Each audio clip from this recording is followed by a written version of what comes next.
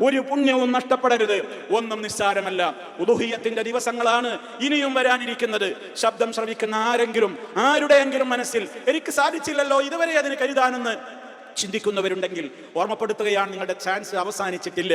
ഇന്ന് ദുൽഹജ്ജ് 10 നമുക്കായത്. 11, 12, 13 ദുൽഹജ്ജ് 13 മഗ്രിബിന്റെ മുമ്പ് വരെ നിങ്ങൾക്ക് അറവ് നിർവഹിക്കാം. ആർക്കെങ്കിലും ഇതുവരെ അതിന് സാധിച്ചില്ലയോ, തീരുമാനമെടുത്തോളൂ.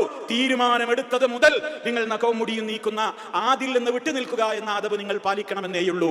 നിങ്ങൾക്ക് ഇനിയും അതിന് അവസരങ്ങളുണ്ട്. റഹ്മാനായ റബ്ബിന്റെ അവനെ വാഴ്ത്തിക്കൊണ്ട് അവന്റെ പേരിൽ മാത്രമുള്ള അറവുകൾ ലോകത്ത് കുറഞ്ഞു വരുമ്പോ വിശ്വാസികളെ, നമ്മൾ അതിനുള്ള കാര്യങ്ങളെ സംബന്ധിച്ച് കൃത്യമായി തന്നെ ബോധവാന്മാരാകേണ്ടതുണ്ട്. ഒരു നന്മയും ചെറുതല്ല, ഒരു നന്മയെയും അവഗണിക്കരുത്. കിട്ടുന്ന അവസരങ്ങൾ ഇനി നമുക്ക് കിട്ടിക്കൊള്ളണമെന്നില്ല. അതിനൊരു ചാൻസിന് ഇനി നമ്മുടെ ആയുസ് ബാക്കിയായിക്കൊള്ളണമെന്നില്ല.